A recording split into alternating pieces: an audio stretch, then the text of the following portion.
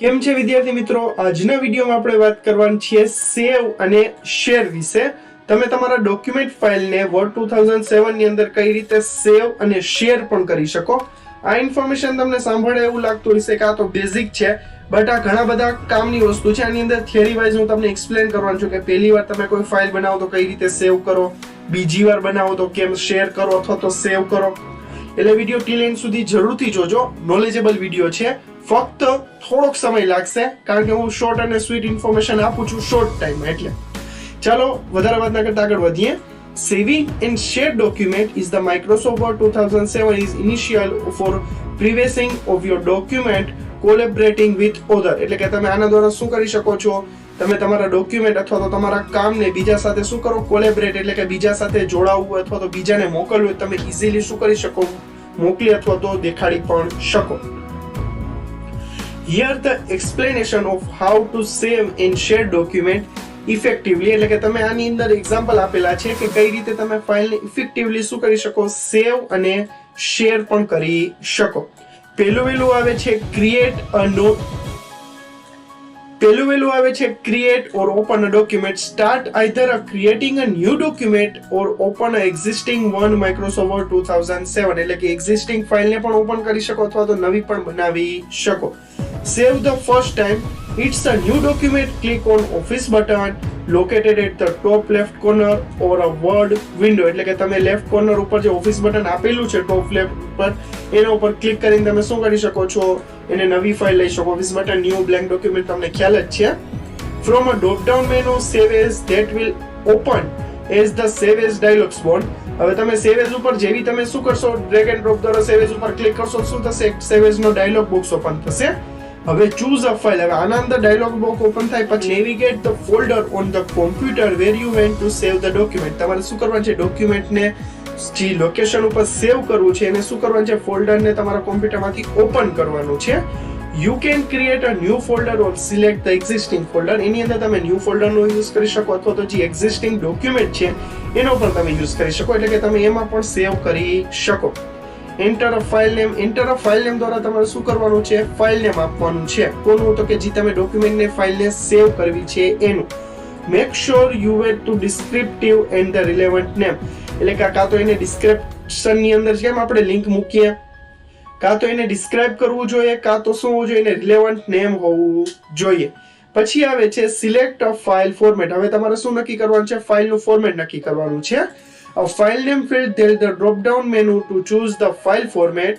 The default format is DOCX, which is capable with the new version of Word 2007. એટલે કે આ શું છે? DOCX શું છે? તો કે Word 2007 નું ન્યૂ વર્ઝન છે.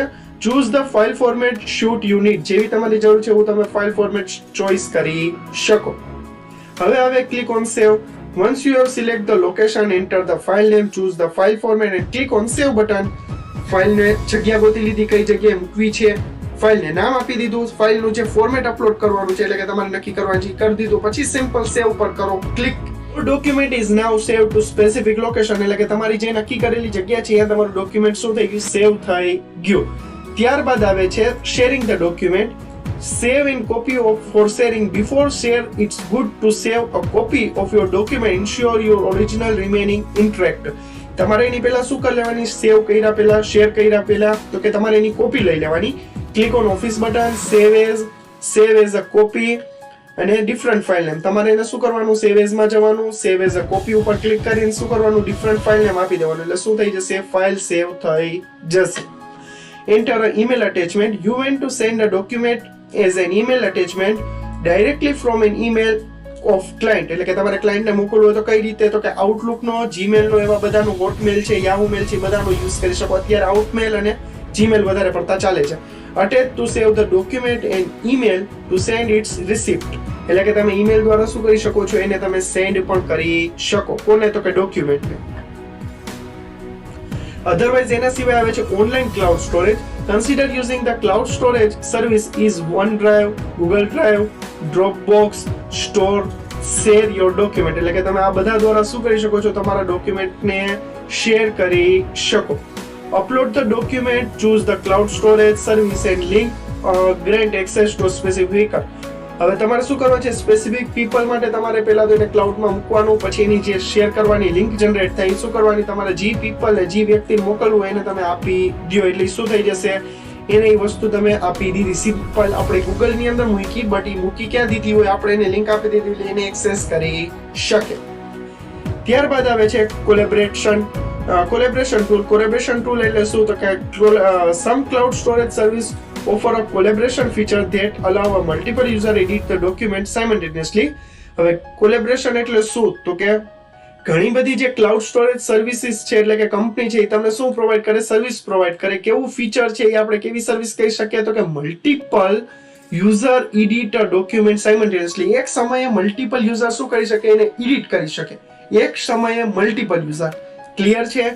You want to also collaboration with the perform like a Microsoft term of Google Workspace real-time document collaboration. આ એક રિયલ ટાઈમ કોલેબરેશન છે. તમે અહીંયા કંઈક એડિટ કરો તો એ સાથે સાથે એક સાથે જેટલા કોમ્પ્યુટરમાં કોલેબરેટ કરેલું હોય શું થઈ જશે, બધી જગ્યાએ એક સાથે એડિટ થઈ જશે. અહીંયા કંઈક ચેન્જ થયું તો આમાંય થઈ જશે. એવું નહીં કે મેન્યુઅલી કરવા જવું પડે.